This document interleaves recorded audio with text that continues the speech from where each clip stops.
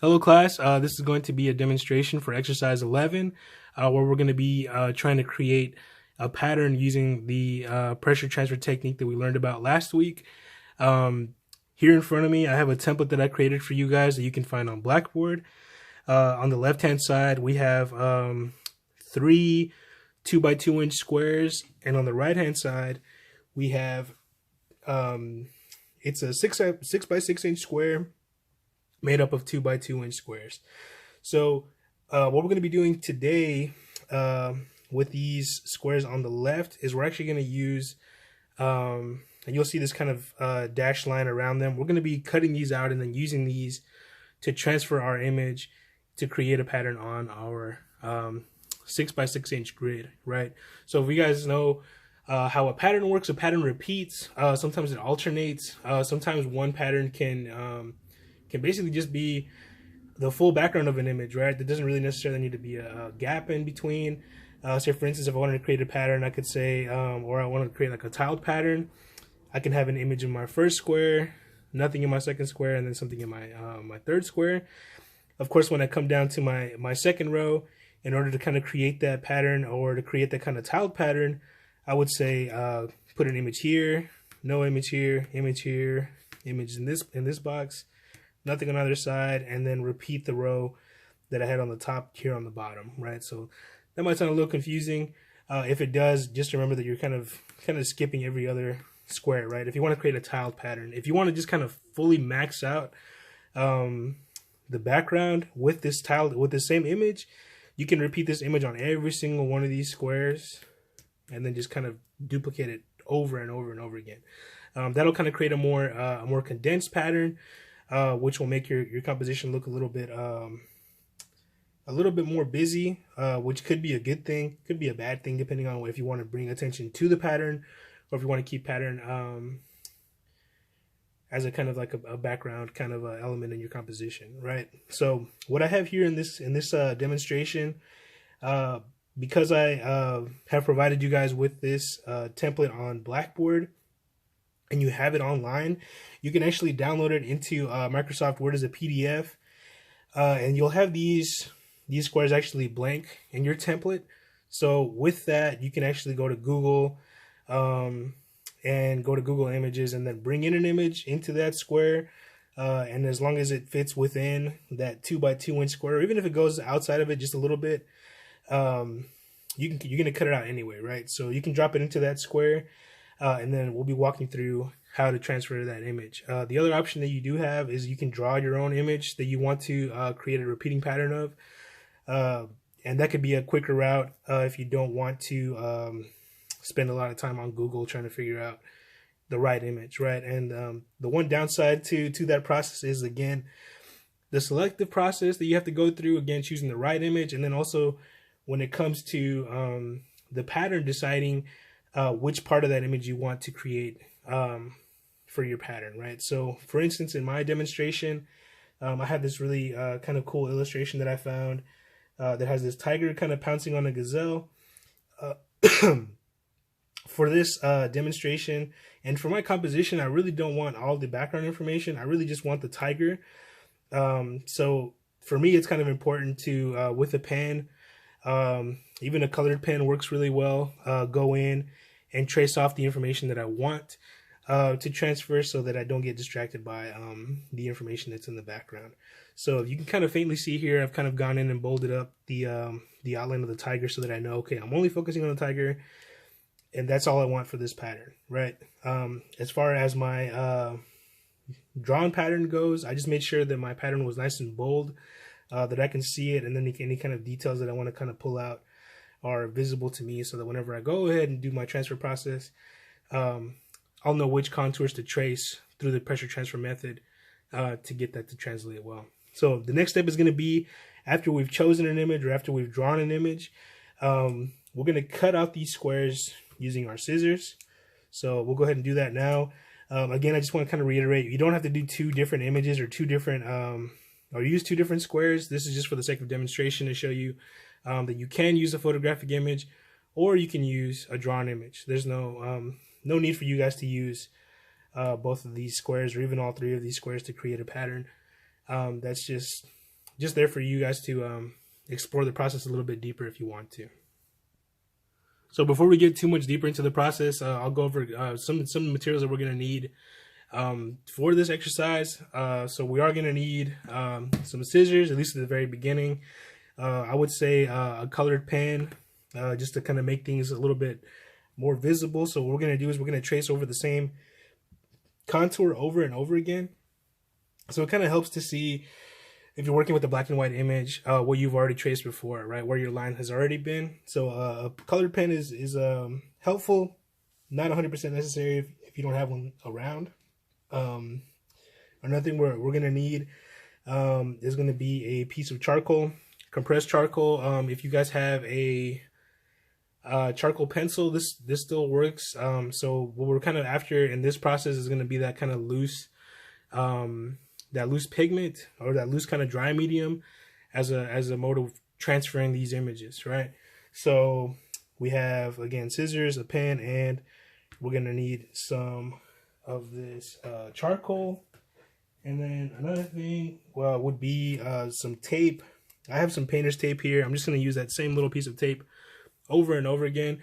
And what this little piece of tape is gonna be for is essentially just gonna be to hold my piece to my grid whenever I'm doing my transfer, right? So that little piece of tape is going to make a comeback. So we'll be using it here again in a second. One thing we can do to kind of make our workspace a little bit cleaner here is just to kind of cut off this excess paper here and then just kind of focus in on our grid. So I'll go ahead and do that real quick. Okay, and now that we're down to just our kind of a square grid here, we're going to take our image, either our drawn image or our photographic image that we chose from Google or whatever image platform to use. We're going to turn that over, and if you actually have a spare sheet of paper around, I would recommend using that for this next step. Essentially what we're going to do is we're going to take our charcoal, and just like in the pressure transfer video that we watched before, we're going to put charcoal on the back of our image to kind of create this kind of loose kind of powder layer that's going to be on the back of our image here. So I'm going to go ahead and pause it here, dust the back of my image, and I'll go over just kind of how we do that real quick on a spare sheet. This is a bad printout that I had from earlier. So what I'm going to do is I'm going to take my charcoal. I'm not going to put a ton of charcoal on the back of this, just a little bit, so that I don't get my transferred paper too messy, right? So I'm going to take my charcoal, I'm going to kind of work in kind of a light layer, and then with my finger, or better yet with a paper towel, if you guys have a paper towel, just to kind of keep things a little bit cleaner, keep the process a little bit tidier, you can kind of work this pigment around, right? So that was for my photographic image. And again, you don't need to do 2 images, just the one. So now I'm going to put the charcoal powder on the back of my drawn image of a cactus paddle. And again, I'm going to spread that around. What spreading this around does is it helps kind of it helps thin out those charcoal particles. If it's like a lot of charcoal accumulated on one part of the paper, you might get lumps. You might see a heavier line transfer or darker line transfer on some parts of the image, and very light line transfers on other parts of the image. So having kind of a consistent kind of spread out charcoal coating is going to be more beneficial to your drawing process. So you'll see here kind of the mess that I made. So if you do have a scratch sheet of paper, that's gonna be beneficial to this process. So the next step is gonna be, once I have my charcoal on the back of my square, is I'm gonna line up the square that I cut out, my 2x2 inch square, onto one of the squares on my grid, right? So for mine, I'm gonna be kind of doing like an X tiled pattern. So I'm gonna have an image here. I'm not going to have an image here, but I will have one here, and I will have one in the center square, and then also in these 2 corner squares. So by the end, we kind of have an image here, here, here, here, and here, kind of creating that X pattern. You can also create like a diamond pattern tile if you don't have an image here or here, but you do have one here. So instead of having an X pattern, you then have kind of like this diamond or like a plus sign pattern, because your image will be here on these two outer squares, and then one down here at the bottom. So we can either have a plus sign or an X, or we can fill out the entire grid, right? So what I'm going to do now is I'm going to line up my square within my grid. I'm going to take my tape and I'm going to put it just right in here. My tape is actually, this is a painter's tape, so it's low tack. It doesn't stick to paper really well, or if it does, it doesn't tear it.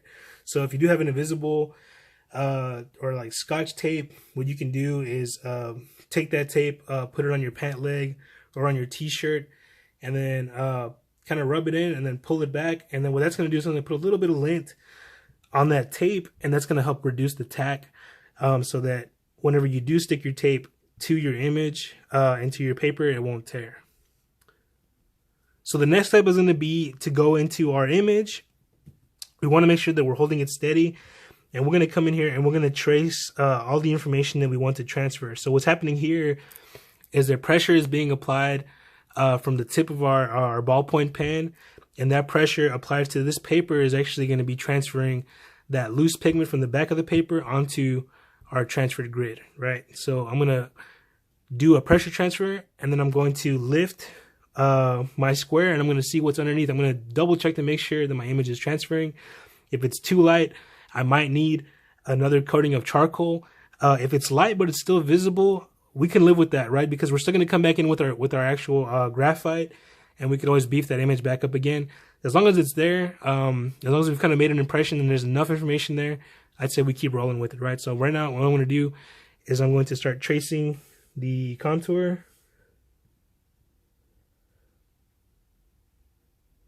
And I'll fast forward here so we can see what it looks like underneath after I've done the full contour. Right now, I'll do the outer contour with y'all. So right now, it's not really a lot of information. And I'm using this hand to stabilize my image. Sometimes whenever we're doing a pressure transfer, the image can shift on us. Especially if we want to work in some detail. We want to make sure that we're staying steady so that our image doesn't shift. Sometimes the image shifting could be a good thing if you're kind of into that kind of wonkiness. That's okay. So right now I basically just did the outer contour, none of the stripes, none of the information in the face. I think I did the eyes and maybe the mouth, but none of the stripes yet. So I'm gonna do that next, and then we'll flip it over and see what transferred. Okay, so there's a little bit of trouble with this image, and you'll probably run into this also if you choose an image that is way too detailed and way too small. The nib of the pen, or the tip of the pen here, it's kind of a thicker line weight. Unlike a pencil, the pen really can't be sharpened to a finer point. So that kind of blunted kind of edge is always going to be kind of consistent. It's never going to get any thicker or thinner. Whereas with the pencil, the more you use it, the duller the line becomes and the wider the line becomes. So just kind of keep that in mind. Whenever you're doing this process, if you have a lot of really, really fine detail, keep in mind that the tip of the pen is going to be a little bit wider than the tip of a really sharp pencil might be, right? So what does that mean? It means maybe use a larger image. It means pick something maybe with not as much detail. You can always add in your own details afterwards to kind of make the image a little bit more your own. But let's take a look at what the result is. So as you can see, I transferred the tiger to the best of my ability, given the image size. it's not the best tiger, but as you can see, it did work. So again, the loose pigment from the back of this paper did transfer some charcoal to my grid, right? So that was only one image, right? So in order for it to become a pattern, it needs to be multiple images. Again, like I said, we can fill this entire this entire grid with tigers, or whatever image you want to use. It could be a geometric image. It could be a portrait of someone's face. It could be I would say a smiley face, but try to make it more interesting than that, right? Or if it is something simple like a smiley face, think about ways that you can activate the background to make that pattern more interesting. What kind of values can you add? How can you change the pattern as you move through? So one thing that you could try, if your pattern is going to be relatively simple, try things like rotating your square again, so that we're not just kind of laying it in and it's not the same tiger over and over again, which is fine if it is, because the tiger is pretty complex. But if it's something simple, try to do things like rotating your image. So if it's a smiley face, and then from one square to the next, you rotate it and rotate it again and rotate it again. That's going to add a little bit more kind of dynamism to your drawing, right? So what I'm going to do is I'm going to demonstrate really quickly what this is going to look like as that kind of X pattern that I was talking about, so you guys can see what that looks like. Okay, here are my 5 tigers that I transferred. A little bit about the process. As you can see, all the tigers look different, and the reason why they look different is because even though I'm using the same reference image, the more lines just start to kind of build up on our transfer image, the more that kind of contour starts to deviate a little bit and starts to kind of move around. So as you can see on this kind of tracing, or the path of my contour, kind of shifted, so things kind of move around a little bit, and it kind of makes each tiger a little bit more unique. That could be a good thing. If you want something to be super consistent, like a logo, like a UTSA logo or something similar like that. I'm not saying you have to do a UTSA logo, but if you want to do something a little bit more consistent, like with text, you might consider using the other 2 available squares on that template to make extras, right? So if one image starts to kind of degrade a little bit, you start to lose detail, you have those backup images to kind of redust and then come back in and sharpen up your pattern, right? So if you really want that accuracy, I recommend maybe having some backups. So now that we have this pattern here, we can roll with this pattern. We can also use our second image, in my case, like the paddle cactus, as a secondary element, so I can have a tiger, cactus, tiger kind of pattern going on. So let's try that and see what that looks like, just to see what it looks like with 2 elements in there. Alright, so now we have a dual pattern. We have our tigers in an X formation, and then we also have our cactuses in a kind of the plus sign formation or the cross formation. So as you can see, adding in 2 elements does make the pattern a little bit more dynamic. And then once your images have been transferred onto your tile, the next step would be to come back in and make each individual tile or each individual element of your pattern kind of pop a little bit more.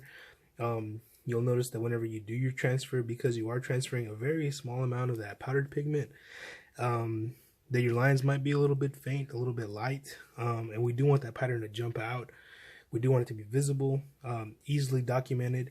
So whenever you're done transferring your pattern, make sure you do go back with either a pencil or, in my case, a ballpoint pen, and go back over those contours to make them stand out a little bit more, so that I can see the pattern that you developed.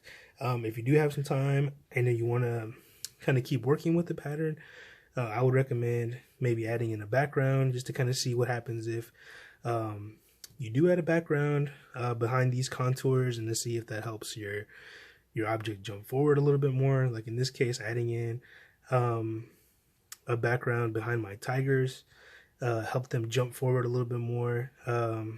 Same thing with my cactuses, adding in some values to my cactuses help them kind of stand out a little bit more from the background, right?